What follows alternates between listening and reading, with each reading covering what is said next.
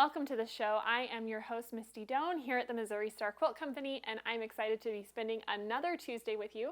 I've got a really fun project for you. If you watched our half Hexi triple play, you saw Jenny make these braided half Hexi braid placemats. And I decided for today's show that we will switch it up a little bit. I changed it by using some great holiday fabrics and by getting rid of the binding edge that she put on hers, and we're just going to do a simple turn and top stitch. So to make this, you're going to need one charm pack, and I have used Adele in Autumn by Sandy Gervais for Riley Blake Designs. It's a beautiful fall collection. And then you're also going to need, if you want the pattern, this is the half Hexi braids placemat, and you need 1 yard of complementary fabric. That's this great acorn print that I've used here, and then a ½ yard of an accent fabric, which is this orange stripe that you're going to see on either side of our half Hexis. You also want to pick up the small half hexagon template, which I've got here, and it fits perfectly on our 5-inch squares. So to get started, let me move this out of the way, and we're just going to start by cutting our charm pack into our half hexagon shape. So I'm just going to grab a few different colors. So I've got some variety here in prints, and then we can stack these back up. Oops, I got that one off a little bit. I want them to be nice and straight. And then we can cut out some of our half hex. So let me grab my rotary cutter, and then we can cut out our half hexes. So for a little tip, you can see we're cutting into the middle of this, and I never like to run the risk of cutting into the other side of my fabric. So I like to just take my ruler and go ahead and cut these in half so that it's 2.5 by 5. And then I can just turn this like so and lay my half hexi on there. And I don't have to worry about cutting in to the rest of that fabric, and I can just cut these two sides off. So there's that. And then we'll do that again here. Just being lined up with that bottom edge and cutting off our two sides. There we go. And so then let's start sewing our half hexis into a braid. This is really simple. To begin, we're just going to grab two, and we are going to place them together like this. So one short side is meeting up with the long end of another hexi, and we're going to fold those right sides together, and we're going to sew a 1/4 inch seam right along that little short side. So we're going to do that just with our usual 1/4 inch seam. And this first stitch is the trickiest, just these first two pieces, and then you'll see how quickly they come together after this. There we go. And you can see now that's just going to fold back. So let's go ahead and take this over to the iron. We can press that piece back. And now when we pull it over here, you'll see this is a nice flat side, and we can just add our next hexi to that side. And it fits perfectly, no more half seams that we have to work with. So we'll go ahead and add this.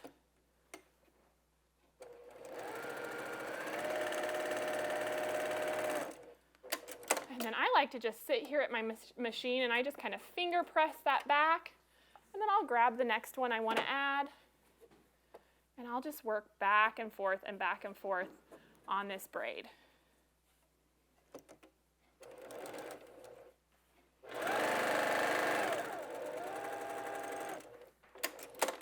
You'll just keep on going, and you can press in between if you want, or you can just finger press like I did. And you can see how quickly that starts coming together. See the braid starting to take shape? And so you're just going to make one long braid with all of your pieces, but I've got a little section done here. And now, to prepare it for our placemat, pretend this is long, but I just made enough for us to get the size that we need. We're just going to lay this on our mat, and we're going to cut this down to 15 inches. So I'm going to go ahead and cut off this side so it's nice and straight. Make sure this is lined up on my mat. There's that. And then count over. What am I at? I'm at 11, so that means I need to come over here to 26. And then we can just straighten that off. Now, keep in mind that if your braid was continuing on, this would give you your other straight edge, and you would just measure over that 15 inches to get your next cut and your next cut. So that's why you can just keep this going. You're going to have less waste if you make it one long strip. But here's one for our placemat that's ready to go. So then we're going to cut our accent fabric into an 1.5-inch strip. You can see that right there. And then we're going to cut these down into 1.5-inch by 15-inch rectangles. So let me trim off this side. There we go.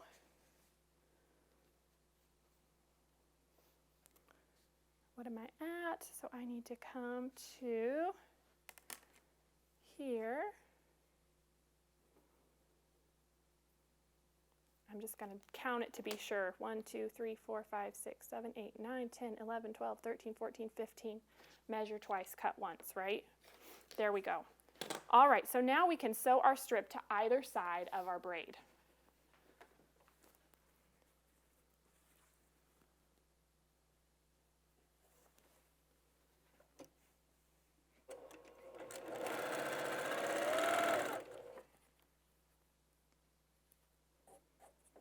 Just take your time and line this up in between. You're just sewing it down with a 1/4-inch seam allowance.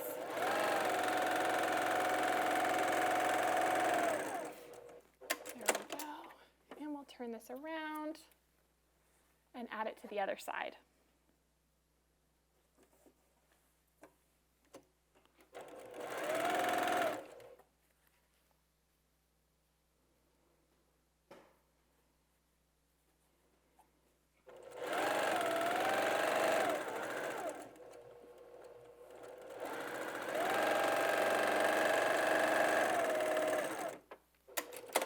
Now once we've done that, we can go ahead and take this over to the iron and press back our 2 accent strips.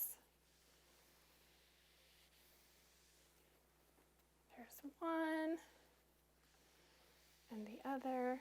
I like to just kind of roll those back away from the braid. I find that it lays nicely that way. And then we need to add this accent fabric that goes on the side here. So I have that cut and ready to go, and that is going to measure 15 by, I believe it's 12. Yes, 12 by 15. And so we're just going to sew this to one side of our braid. I do like to make sure that I'm making all of these the same, so I'm just going to triple check, make sure my braid's going the same direction. It's easy to mix that up, and it's not a big deal if you do. The braids can go either way and still look great. And so I'm just going to sew this down.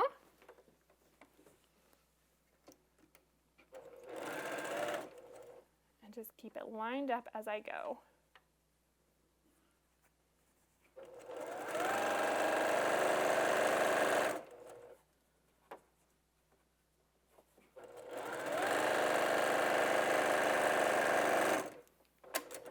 There we go. And so now that's the front of our placemat. Let's just go ahead and press this.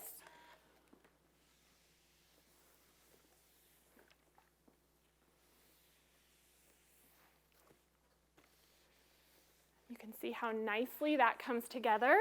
And now you could use batting, even a fusible fleece, whatever you desire to put inside of this. But I really like to go ahead and fuse this to Bosal foam. So I have a piece of Bosal foam cut to this finished size, which is 15 by 20. And I'm just going to go ahead and take my Bosal and the top of my placemat here. We move everything out of the way. And I'm going to go ahead and fuse this to this side of the Bosal. And this one is just single-sided. This would work with double-sided as well. Looks like I might need to trim this down just a little because I don't want any of this hanging over. So let me take this over to the cutting mat and just trim this down because we don't want to hit the Bosal foam or the adhesive with our hot iron because that will stick to our iron. So I can just go back here and trim this off so it's nice and straight. And I don't have to worry about that getting in the way of my iron. So we'll bring this back over now, and we will press this in place. So you just want to have a nice hot iron, follow the instructions on the packaging, and we can just fuse this down. And I kind of like to work from one side to the other, work from the middle out to make sure we don't have any rumples or anything in the way. There we go. And that looks really, really nice. So if you wanted, you could add quilting at this point. You could go back and do some top stitching along any of your straight lines. You could free motion all over this and it would look wonderful. But I opted not to, since I have this fused together. I'm just going to take my backing piece, which is that same 15 by 20. I'm going to put it right sides together. And now we're just going to sew all the way around the edge of this, leaving a small opening so that I can turn this right sides out. So let's go ahead and put a few pins in here, just so it doesn't go totally wonky and wild on us. Make sure this is nice and straight. I'm going to put a pin there and a pin here for my start and stop points. I'm going to go and add a pin to the other side and down here, just to keep things from shifting too much. You don't need a ton, but this way it will behave and go where I want it to go. So now I'm going to start my stitching right here on the other side of that first pin. And so I'll go ahead and move that out of the way now. And we're going to begin by back stitching.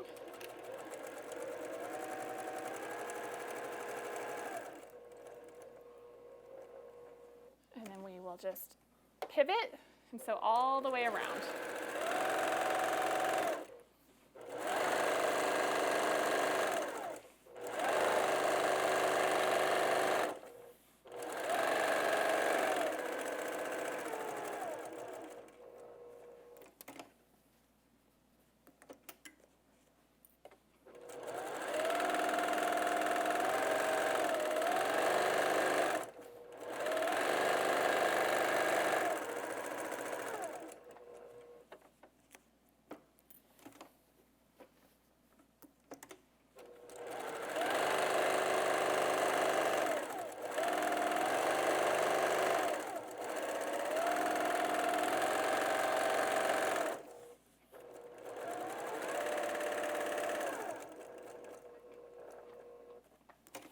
One more pivot there, and then remember we're going to stop right before this pin and back stitch again. There we go. Now before I turn this, I'm going to go back and trim off the bulk in the corners. Just make sure you're not cutting through those stitch lines. And I'm going to go ahead and shave off just a little bit on this side as well, just so that those corners will turn really nice. Oops. There we go. We'll do that on all four corners. Again, just being sure you don't get through your stitch lines.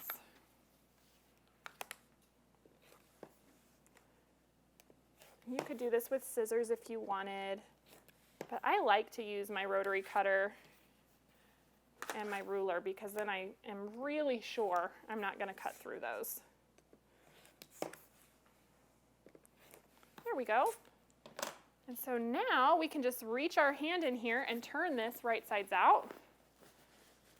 Just be gentle. You don't want to put too much strain on those stitches, which is why we did back stitch there. Just let it kind of work its way through.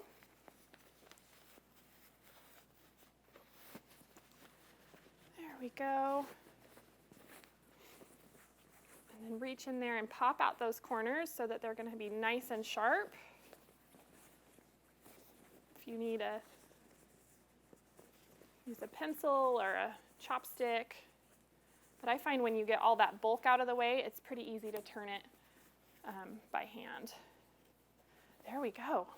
So that looks great. So now we can take this back over here to the iron, and we're just going to give this a nice press. You can see how nicely it's already starting to lay. We're just going to press this from the top again. There we go. And then over here, where we've got our little opening, we do have some bosal that's still sticking out. I like to go ahead and grab my scissors there, and I just trim this out of my way because I find that it makes it easier to flip this. And so I'm just going to snip just a tiny bit, just about 1/4 of an inch, so it gives me enough fabric that I can turn around that, but it's not going to make a difference in the overall look of the project. So you can see I just trimmed a tiny bit out of the way so I'm not fighting with that bulk, and then I can turn this fabric under, top and bottom, and I can press this. So there we go. We'll just give that a nice press on that edge, and then I'm going to take that edge and I'm going to start with this little edge under my machine so that I can catch all of my raw edges under there. And I don't have to deal with any of that. And this is truly a top stitch, so I'm doing it right along the edge of the placemat. Just making sure I've got all the pieces tucked in before I go.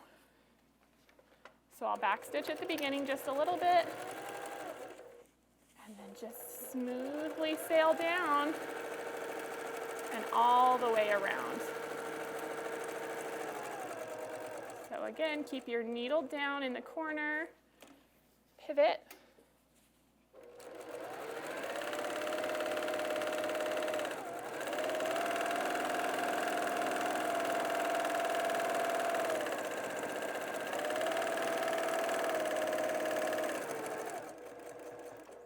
needle down and pivot. You can see how beautifully this sews through all the bosal. Just take your time.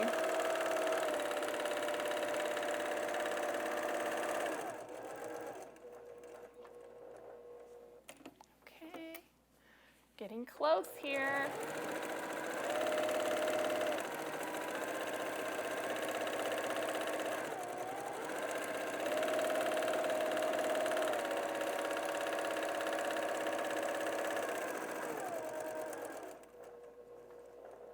All right, we'll make one more pivot and meet up with where we started. And then we're going to back stitch right there. And we are done. You can see how quickly these come together. Remember, like I said, the supplies will make 6. They come together beautifully. You don't have to bind the edges, but you can if you want. I wanted to be sure and show you how great they turn out by just turning and top stitching. So this is a really great project. It would be perfect for your Halloween table or any fall table, but it will look great in any fabric for the whole year long. So I hope you guys enjoyed this easy half hexi braid placemats from our triple play. Be sure to check out that triple play video to see some of the other ideas we had with the half hexi, and I will see you guys next time. Have a great week.